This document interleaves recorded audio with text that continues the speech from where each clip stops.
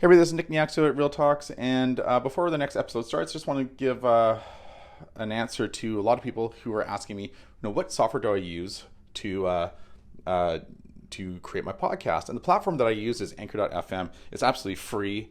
It has a huge reach, so it'll actually reach out to Apple, it'll reach out to Google, and it'll reach out to Spotify and other platforms. So those platforms pick up your podcast, so you have maximum exposure to anybody who is interested in listening to your podcast. As well, if you're absolutely lucky, there will be companies that will reach out to you and might want to sponsor your podcast. You might get paid for something that you love to do. So if you are interested in starting your own podcast, download the free Anchor app or go to anchor.fm to get started. And here we go to the next episode, and thank you for your time. Welcome to Real Talks, the Realtor Life. This is where we talk to real agents about their story and their journey in real estate. We'll discuss their beginnings, their struggles, and their ultimate successes. We peel back the layers and deliver a behind-the-scenes conversation that you, the listener, can find inspiration. My name is Nick Neacsu. My intention is to share the authentic realtor life.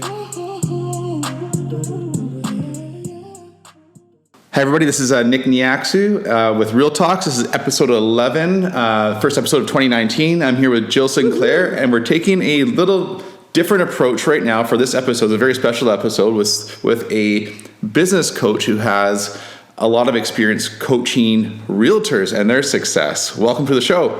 Thank you so much for having me, Nick. It is awesome to be here. Great. I'm happy that you're here. You made some time for this. So tell everybody about sort of what you do and how long you've been a business coach and everything about who Jill is. Okay, the background. So I actually started as a realtor years and years ago, and I was out in the valley, out in South Surrey, South Langley area, and I was known as Hot Rod Realtor because I had a lot of collector cars and things. So 37 blown Chevy, old Corvettes that are big blocks, really fun stuff. And the whole impetus behind that was the people who own those cars would typically have a 10-car garage full of those. So they would have millions of dollars worth of cars, and their house was typically at that time, $3 to $5 million, which, in 2007, 2008, that was pretty significant. So for me, I just started marketing myself that way, and people started asking me, Jill, how are you getting in the paper, on TV, on these things, and how are you doing so well in your business? So I just organically started to coach and to consult, and obviously realtors were in my realm, and so I started into that, and then I moved back into the city of Vancouver, and I just jumped right into coaching and consulting with all sorts of different businesses. So right now, the whole concept of realtors and them having challenges right now, it's like, just do the work. If you're not able to sell the $7 million home, then start to sell smaller things, start to sell other properties. Like, people are buying and selling. You have to find them. Right. So it's basically, people I find are, they reach out to me as well, and you give them as much advice as you can. But they're looking for sort of the magic formula or the magic pill. The magic pill. But there really isn't a magic formula that doesn't involve WORK, right? Exactly. And it's almost like, I don't know if you're probably way too young for this, but like the Suzanne Summers, like that thing, that the Thigh Master. Yeah. Those went crazy. People were buying and buying and buying them. I was a child at the time, but people want this quick fix, and it's just not going to happen. They don't want to do the work, and it's like they do the analysis paralysis, and they keep on asking. They'll ask your opinion, they'll ask my opinion, and they're just wasting all this time instead of just phoning. Just start phoning people, phoning them, being a resource to them. Come from a place of contribution. You will hear me, no matter who my clients are. That's the first thing I say is be of a resource and be of coming from a place of contribution, because if you don't do that, then how do you know how you're helping them? You're pushing your agenda on them, right? So when you say someone is a buyer, well, do you really know what they like? I remember when I was still selling real estate, and one of my first clients, I asked, it was their first home, and they were in their 50s, and so they were super excited, but also super scared and nervous. And she wanted a west-facing balcony, and he wanted an east-facing balcony. And for various reasons, right? Obviously, the sun coming up and sun going down. And so how hard is that to find in the Langley area at the time in a townhome? Mm-hmm. It was very hard to find. Mm-hmm. But I was very, very adamant that was the only properties that I would be showing her was something that would be, within the 90th percentile of what that is. And so I didn't waste time showing them a bunch of crap that I knew that they wouldn't want. It's her first home. So she came in, she cried. Of course, they got the property, right? But I asked them those questions, and people, they're just too lazy to do that. And instead, they'd rather be the taxi service for 3 months and try and push their agenda on a buyer instead of actually being that resource and finding what they really want. So I resonate with that. I see that being a big issue in our industry, is that people become so servient, and there's almost like you enter the world of real estate tourism, where you're just showing property because they want to see, rather than you being the filter and listening and asking the questions.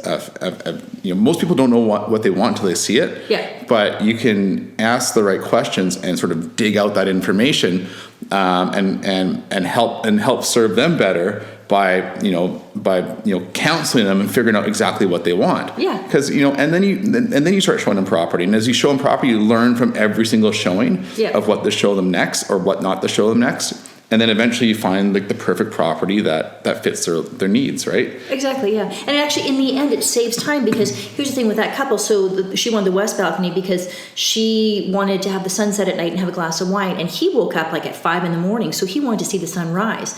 And so for me to understand the why behind it was like, oh my gosh, okay, I see this, I understand this. And then listening to it was the key, because you have to ask people those questions and then provide that for them, right? Otherwise, it's just, if you're not understanding the why behind it and you're not being a resource for them, then you're able to work with them and adjust what is your absolute must-haves. I don't know, you probably do this. I used to always ask, what are your top 3 must-haves, and what are your 3 must-not-haves, absolutely must-not-have. And they're like, ooh, no one's ever asked me that before. I'm like, awesome, I'm asking you that. Let's dig down for that. That's right. And then it saves time. And then they see you as a resource. They also see you as a leader, because Nick, people in real estate, Ryan Serhant, who's coming to town, we'll talk about that in a second. He was just on, the Inman conference in New York, and he said realtors are basically glorified waiters and servers. They're taking orders. But when you become a leader in your field, you start to help to maneuver people in what they're really wanting and what they think they really want. Does that make sense? It makes sense. I mean, what is a realtor? We're supposed to be a solution. We're being hired as consultants to help people find the right property so they can make a decision based on our expertise in the market. We're market experts. We're supposed to be. We're not supposed to. We're supposed to be, right? And that's how I run my business. And if you're not showing property or meeting with clients, you're learning. You're studying. You're creating value for everybody who you talk to. Because if you talk, I tell young agents this: if you just get your license, you go to open house, and if the buyer knows more than you do, then you have no chance in this business. No. You need to be a wealth of knowledge. Know your stats, know your market conditions, know things that add value to you, so you can serve your clients better and serve the general public better. Absolutely. And I think with that too, it comes in every stage of life, right? So when you're a realtor, again, what is your job? Your job is to serve other people. Your job is to find out exactly what they want and also uncover the things that they don't know that they want. Right. And it's not rocket science. There's the possibility to make a truckload of money when you do it well. Yes, right? Absolutely. There sure is. Cha-ching, right? But that's the result of doing it well. That doesn't come easy. And you've been at this for how long now? 8 years. 8 years. Wow. That's 8 years. Yeah. So how many realtors have you coached? Oh, good Lord. I can't keep count because I've also coached some brokerages. So the biggest thing with realtors, no matter if they're starting in the business or if they've been in for 8 or 12 or 20 years, is, believe it or not, accountability. And when they say to me, oh, Jill, I've had such a rough week, I'm like, okay, if I was to look at your day timer or follow you around with a camera, what would I really see? And oh, crap, you got me there. So how much TV did you watch? How much? And I'm not saying that people shouldn't take that time away to, decompress or whatever it is, because everyone's different. But at the same time, if you're telling me you want a certain goal, yet you're not willing to do the work, again, whether you're a brand new realtor or in 20 years, well, show me, don't tell me. It's like the reverse of show and tell, right? When you're a kid, show me what you want. You know, don't just tell me, because right now you're not fulfilling what you need to do. So I've had to fire quite a few clients in the past because they weren't willing to do what I've asked them to do. And they're like, Jill, it's too hard. I'm like, it's actually not too hard. It's not too hard to phone someone. You're just choosing not to. So let's be clear about this. You're choosing not to do the phone calls I've asked you to do. You're choosing not to knock on the doors. And it's funny that, well, you don't know what that's all about. I'm like, are you kidding me? I started my real estate career knocking on doors in South Surrey, right before everyone started to build up out there, out in the Morgan Heights area and Morgan Creek. And I was like, people would look at me, oh, there's that realtor. She's probably trying to sell our house. And I would turn that around and be like, you're darn right I am. Have you seen your place? It's gorgeous. And so I would have fun with people, but they would know me because I would be there at least once a month, door knocking. Yeah. And if people are telling me that, oh, it's so hard being a real estate agent, well, what are you doing with your time? Like, are you sitting there at the coffee cooler? Are you reading like 500 books on this, or are you implementing something into your work? Right. So do you find that, and this is my observation when I see young realtors, like they're motivated, they have energy, they're learning, they're reading, but they're stuck learning and reading. They don't know what to do. They don't know what to do. There's no direction. So there's no direction. There's no game plan. So they try to pick I guess golden nuggets from all these little books and these podcasts that they listen to, but really they need a game plan. They need a book. You need a plan to win the game. So I think we should segue into what you are creating, isn't it? This year you're creating a game. Well, we are not officially launched yet, but we're working on what we see the stopgap in success for realtors in the first 2 years. That's exciting. Yeah, it is. I mean, Malcolm was on the previous episode, and he mentioned two things. He mentioned something called free business and real business. Free business is your circle of influence when you first start, your family and friends. Might as well give you free paychecks. Real business is convincing somebody to use you that you don't know, or they're using somebody else. That's how you build your business. That's a real realtor. And how to get there to build real business is, I think it's the biggest sticking point, and it's the most difficult thing to find when you're reading generic real estate self-help books. Because they're teaching mindset, they're not teaching real action. Nothing's tangible. Absolutely nothing's tangible. And the ones that are teaching action, like there's fantastic, there's Mike Ferry and those programs, but they're very American oriented. They don't connect with the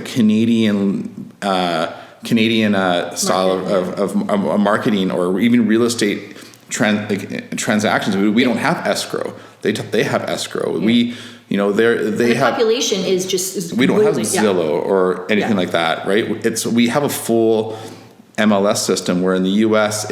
it's not really. General, it's all segmented, right? A lot of, your brokerages control information, whereas in Canada it's open information. So our way of providing value and information and statistics it's way different than the U.S. So people, who come in, they're trying to Mike Ferry. I mean, if you're willing to pick up the phone and call, well, you better be registered with the CRT, or else they're going to fine you. People don't know that, right? You can get in trouble. Whereas in the U.S. it's way different, right? With the do not call list. So it's and then we can, and there's different ways and different cultures of real estate, and even in Vancouver compared to Edmonton, Calgary, and Toronto. So you have to be able to identify that and then create the game plan around that, because one game plan, I'm sure when you go in and tailor somebody's success plan, it's tailored. It's like it's going in and it's like a fitness plan. It's a fitness plan, and it's to them. It's how their personality, their strengths, their weaknesses, right? And they can, and anybody who has work ethic will have strengths and weaknesses, and you build your business around what works for you. I was terrible at door knocking. I practiced and became good at it. But my strength was statistics. So I figured out a value proposition to explain in my nerdy way stats and how it can relate to each person. How to make stats sexy. But some people, like DJ Denner, my business partner. DJ hi DJ. He is a charismatic man, so fun. and he just connects with people. Vibrant. He's vibrant and full of energy. He just connects people right away. Yeah. And he's just the power of the like. And he's very smart with statistics and everything as well. But it's not his jam though. It's not his jam though. It's connecting with people, and people trust him because he's trustworthy and being authentic. That's his mojo, and it works really well for him, obviously. Yeah. So, but you can't learn that in a book. You can't. Right? And going back to what you asked me about coaching, right? And everyone is so vastly different, and every success plan is completely different. The one commonality, like I said, is accountability and saying, okay, did you really do what you said you were doing? And looking at your calendar, are you segmenting out, your hours of okay, so between 9 and 11, I'm phoning, or door knocking, or whatever it is. And then, make sure that you're what we call time blocking, which really is another word for scheduling, right? But again, everyone's so different, and we have to uncover what the why is. Everyone says, what's your why? Well, it actually is really important, to figure out what your why is. And then you kind of work backwards from that. So if your why this year is to make X millions of dollars, well, why is that? Do you want to be able to take more time off? Do you want to be able to hire people? And when you uncover that, you go, oh, okay, now this is really easy. Then we put things in place to help you to get to your success, because it's all systems. We have to put systems in place. So to make your day a little bit more manageable, to allow you that free time to go get your coffee or whatever it is you want. When we first walked in, you said, oh my gosh, there's so much going on in your life and in my life, and sometimes it's hard to keep it straight. Well, I keep it straight because I've got a date timer, I've got my phone, I've got my computer, everything is written down. Otherwise, I'm going to forget it. Absolutely. It's organized chaos. I mean, it's organized. My chaos is planned. Yeah. Right? It's not like it's reactive. Yeah. Coming from an oil tank scan and an inspection to the podcast to another showing to a CMA tonight. It's just there's a flow to it. It's a flow to it. There is, and it's not. When you reach a certain level in real estate, and you're not, focused 100% on lead gen. Right now, it's like 50% lead gen, 50% execution. Yeah. Right. So now your days look a little bit different. But you're right. You have to always time block for the lead gen. You have to. Otherwise, how are you going to get the business? Even if you've got right now, you're working with maybe 4 clients, 4 buyers, and 2 listings. Awesome. What happens when they all buy? Yeah. You're going to have to obviously ask them for referrals. That's going to be your first thing. But then you have to keep things in the pot, because you have to look 3 months down the road. Everything is 3 to 6 months down the road. With my business as well, like most of my clients now, they're signing on for a year contract, which is awesome because they're large companies right now. But the same thing is, I have to look at what is the strategy for me. So with realtors, they have to look at it as a job. Unfortunately, realtors, it's a job. It's not a job. Like, you have control over it, but if you don't, that's that saying, if you fail to plan, you plan to fail. Yeah. You really do. And it's just people say, oh, Jill, whatever. I'm like, really? So how many million did you make last year? Right. And then I get crickets, right? Well, do you think I know what I'm talking about? Because I'm coaching the top people in the Canadian market right now. Right. Yeah. So you have to plan your days for success. Yeah, and I think when people become realtors, they don't understand that you're paying to go to work. Yeah. It's costing you X amount a day. When I first started off, I have a blog post about what the cost of being a realtor, and it was $110 a day for 365 days a year for me to go to work. Wow. Your licensing You're the stats guy. Yeah, my licensing costs, my office costs, all the way down to my last bill. It's like, well, you can't. It's like, well, I'm paying to go to work. It costs me every single day to be an agent. Now I don't. It's triple that now for me to go to work, because I'm advertising and whatever it is, right? All my fixed costs are so high, but it's reinvesting into the business for reward. Hopefully that's the idea. And then also understanding that this is not 9 to 5. When you become a realtor, I don't care where you're a realtor in the world. This is 7 days a week. This is the part of your fabric or your DNA. Yeah. You are not necessarily talking, asking for business everywhere you go, but there's no off button. There's no off button. No, it's never, just you have to love it. Yeah, you do. You have to love sales. And if you don't, you really should not be in real estate. You really shouldn't be. Like, just listen up now, right, everyone, because if you are truly an entrepreneur, it's like you said, it's in your DNA. Like, you do things at all hours because that's what you want to do. And if society's saying, oh, you have to shut down at a certain time, why? Like, no. I don't burn out. For me, I have my different things I'm able to work out and whatnot, but if I'm going to be, writing or editing my new book that's coming out, Hustler Sophisticate, I'm doing that at all hours because that's what I choose to do. Right. But is it work? Yes, it's work. But I'm an entrepreneur, and it's just, there's no, it's a blurred line for me, and I love it because I get to create whatever I want because I'm playing by my rules, right? Right. So it's exciting. I'm going to ask you for some free information. Alrighty. Let's see if you can share a little bit of information here with something. So if you had a new realtor, I'm a new realtor. I'm like, Jill, I've been working for 6 months. Like, I haven't had a sale yet. I have 4 good clients, but they're not really transacting. Like, what am I doing wrong? I'm working 7 days a week. I think I'm at least working, maybe not effectively. Like, what would you do? What would be advice you'd give me as a new realtor? The first thing I would say is I'd love to look at your calendar. I want to see your calendar. I want to see what you're doing every single day, in the morning, afternoon, evening. I need to see that. Oh, well, I don't have it written down. Okay, that's your first problem right there, right? The first challenge. Yeah. Right. So it's looking at what they're currently doing and what their stop gaps are, what their success blockers are, and then also finding out, what did they do previously? What was it in some sort of technical job, or was it some sort of sales thing? What is their motivation? Like, are they looking to get rich quick, or are they looking for the easy button, or are they really willing to put the work in? Because if someone, again, like we mentioned early on, is they don't have a plan because they don't know. There is no rule book of how to be a good realtor, really. I mean, there's other books about, it goes in the broad scope of things, but what do you do on a day-to-day basis? Well, you have to treat it like a job. You have to go into the office and you have to start phoning everyone you know and being a resource for them. So what I do with a lot of my clients previously is you look at, even when you're door knocking in the area that you live in, and people say, well, I don't want to do that. I'm like, oh, why? Because it's so convenient for you to roll out of bed and go door knock. And what you would do, like say in the winter, we haven't had any snow yet in Vancouver, which is awesome, but I do love snow. But you would go around the neighborhood and ask people, do they need a snowblower? Do they need something? Do they need their hedges wrapped for winter? In the fall, do they need their leaves raked? Like, you come from a place of contribution from them, and they remember you. And they might not need their leaves raked, but they might need something else. Oh my gosh, that realtor, Jill, she's so helpful. And she comes around. And be consistent. Door knock in the same areas for your life. Why would you give that up when it's a gold mine? Like I said, when I was out in South Surrey, I door knocked and I did mail outs. I did everything because I wanted to get that property. I wanted to be known as that person. Hot rod realtor, there she is again, right? In her little hot rod coming around. And they knew me by just seeing me. They knew who I was. And that's what you want. You have to be so persistent.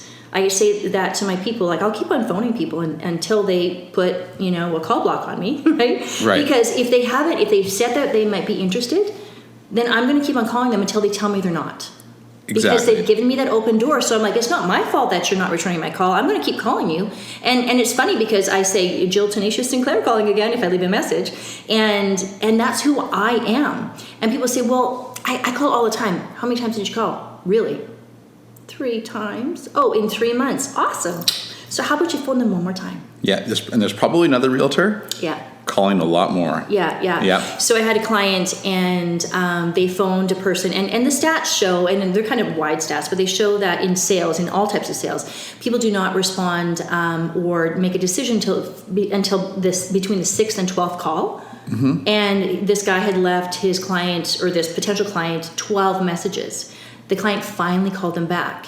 And he said, hey, you know what? So sorry. Everything was going bananas, but I'm ready to buy this multi-million-dollar property, whatever it was. But this guy was tenacious because I told him, keep on calling until he says, stop calling me. Because you don't know, did they get the message? Did they not get the message? They're trying to phone you back. Maybe they're going through a divorce. They're getting married. Who knows what they're going through? So how dare you stop yourself from your own success? Right? Like I call like a maniac. I really do, because I'm like, I provide so much value. And here's the difference too, Nick, is I believe so strongly in myself and the value that I provide for people when I come into their lives. No matter what it is, if I can't provide that value, I'll look for someone else that can provide that value for them. Right. And that's what you have to be as a real estate agent is, you know what, you might not buy or sell their house today, but what else can you help them with? Are there kids involved in a sport that you can help to, right, raise money for them, or whatever it is? Are they involved in a charity? Come from that place of contribution, and you'll win every time. Yeah. The one thing is, when you're coming from a place of contribution, also stick up for yourself too. There are times, there are cultures that will say, "Can you pick my kids up from school?" It's like, no, we're not doing that. I have seen that happen before. Can you go get my groceries? So I have seen that. So add value in terms of your profession and your resources in the community. Absolutely, right? Yes. Well, thank you for bringing that up, because also another key point is you need to lay your expectations right away on the table. So when you meet with them, you lay your expectations on what this relationship is going to be like. And I would say with my clients in the past, when they were in real estate, and I would say, okay, so unless we're working on a deal and you need information, these are my hours between 8 in the morning and 8 o'clock at night. Does that sound fair to you? And I get their agreement. They'd say yes. I said, awesome. And what's the best time for me to contact you? Unless it's an emergency, unless we have to, put a deal on together. And so I would literally write this down. Okay, so we're good with this. And so everything was laid out. And when you have that expectation conversation with your colleagues, with your clients, with everyone you do business with, your life becomes so much easier, right? And so you wouldn't say, like, right then, if you have clients like this that are going to try and take advantage of your niceness, of course you'd say, well, yeah, I'm not able to pick up your children from work because I do have to work for a living, and I'm able to help you with everything in the real estate realm, though. How about that, right? Yeah, exactly. So tell us about, I mean, you're not just talking, you're walking. So you can reach out to people and get their attention. Yeah. And you got Ryan Serhant's attention. I know. Right? So that's a pretty big accomplishment. So tell us about what's going on and when that's happening, and how can people be a part of that? Okay, thank you so much for asking. So first of all, I'm going to backtrack a little minute. So I've got a client, Sean Zuber, who is a realtor. He also owns a brokerage, as well as he owns a mortgage company, a partial mortgage company. And he said, Jill, I want to get on the stage. And I'm like, well, dude, love you, but no one knows who you are. So here's what we need to do.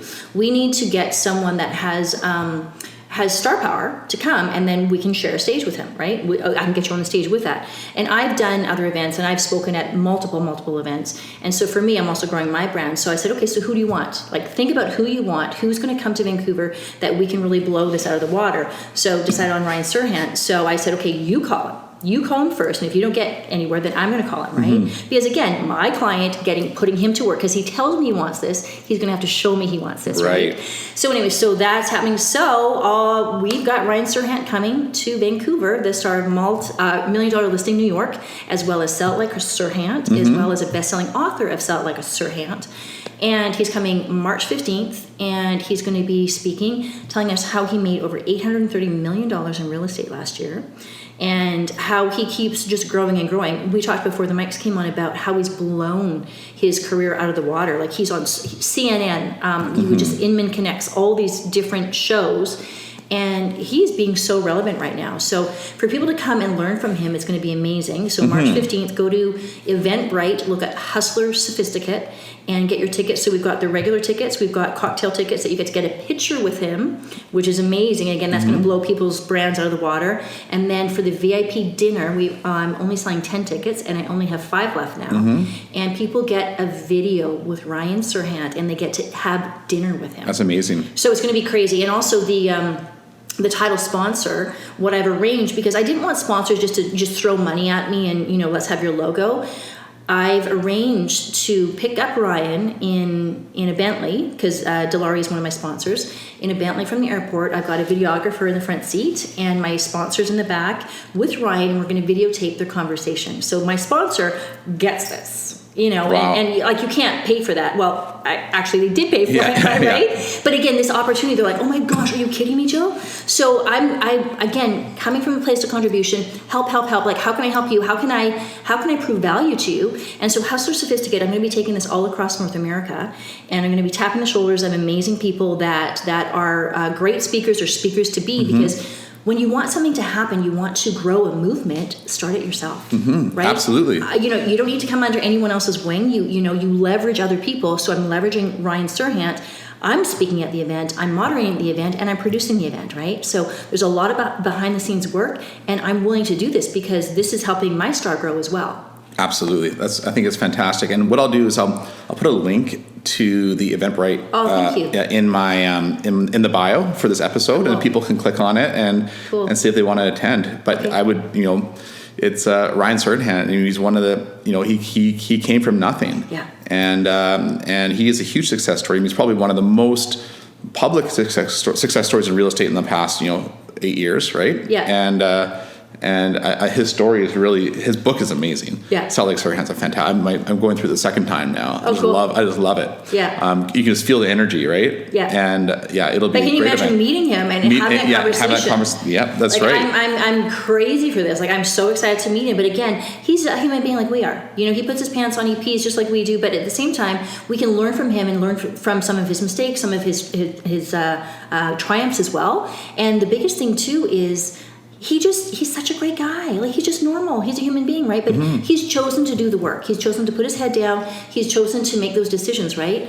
And the other interesting part of the Hustler Sophisticate, and what I'm going to do is, like Nick said, he'll put the link to this, but also use the code Sophisticate for 25% off. So all your listeners get that. So that's huge. 25% That's off. the first. I didn't know that. Yeah. Well, I was actually going to tell you. Yeah. There you go. That's great. I'll give you a different code. But I finished writing my third book, and this book is my first business book, and it's called Hustler Sophisticate. So that will be available by the showtime, by March 15th. So very excited about that. That's fantastic. And are you taking on clients right now for coaching, or are you sort of stepping away? Are you full? I'm so immersed right now with my coaching. And right now I've got 2 huge clients that I'm working to do management skill training and leadership training and that kind of stuff. So right now I'm not looking to take on new individual clients.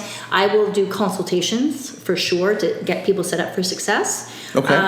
But yeah, I'm not taking on 1s and 2s. Okay. Yeah. Okay. And my website too is Sinclair Success Strategies. Okay. So if you want to go to that, just check me out there and find out just a little bit more about who I am and what I do. Perfect. So what I'll do is I'll put all that information in the bio so people can click and see what you're all about, and definitely suggest going to the Ryan Serdenhant event in March. That's going to be.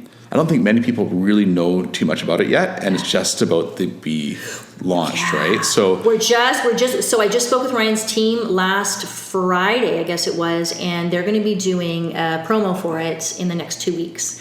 So we're very excited about that. So yeah, it has been kind of some people don't even know about this yet because we haven't done our ads yet. No, I know. So it'll sell out. It'll sell out in a heartbeat. Oh, when it goes out, the tickets will be gone in 2 weeks, and maybe next time. Yeah, it's so exciting. Also, another event that I am emceeing at, Arlene Dickinson is coming to, and it's a week prior. It's called Unapologetically Hers. It's held out in the Valley. And it's just a very different event than my event is a speaking event. This one is more kind of social in the daytime, and then in the evening Arlene is going to come to speak. So that's another thing. But the Sell It Like Serdenhant book, as well as Hustler Sophisticate book, check those out when they come out. But also come and say hello to Nick because he's coming to the Hustler Sophisticate. Okay, I'll be there, 100%. So the takeaways here for the realtors that are listening. It's obviously you have to put the work in, but also if you want to be very successful in this business, you have to be able to manage your time and making sure that every single minute that you spend in this business, there's a potential outcome rather than just sitting in your desk and twiddling your thumbs. Yeah. So and don't feel bad if that's what you're doing, because there's nobody really telling you what to do. Yeah. So you're just trying to figure out by asking questions of what you should be doing, or trial and error. So there's a stopgap that DJ and I are working on. I know there's a stopgap that you work with your clients on one-on-one that we will be releasing this year. We're just trying to make sure that we feel that if it's good enough for us, it'll be good enough for everybody else. Because when you coach somebody, when you give somebody advice, that's a huge responsibility. It is, right? Because you are now affecting people's lives, and if you're scamming, or if you're not authentic, you just care about receiving their money for that advice, and it's not going to work. People will trust you that it will work if they put in the work, and if the systems aren't working, then you've affected their lives in a negative way, and they get discouraged, or who knows, financially affected. Yeah. So whenever real good coaches or good teachers teach, the information has been vetted. Yeah. right? Yeah. So we've made the mistakes, or we've pivoted so people who we share information with have the best value possible. Yeah. And that's how you should be treating people that you mentor, treating your clients as well. Same thing. Everyone, absolutely. And again, it just comes from a place that you're giving the best of who you are to other people. Yeah. And that's what I know I provide. Like as a speaker, it's not about me at all. It's about what value am I providing to the audience that's there, whether it's one or 500 people. What am I providing them that they can take away?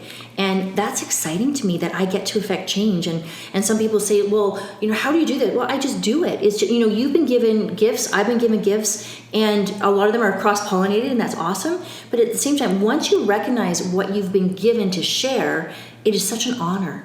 It is absolutely such an honor to do. And I'm so excited for you guys and that playbook that's coming out, because it's so necessary. So necessary. Appreciate it. Thank you very much. And you guys you're sharing from your experiences. And that's what the best storyteller wins, Nick. The best storyteller wins. Just think about that all the time. When you tell a really compelling story and it compels people to action, you just won, right? I agree. So we can find you online.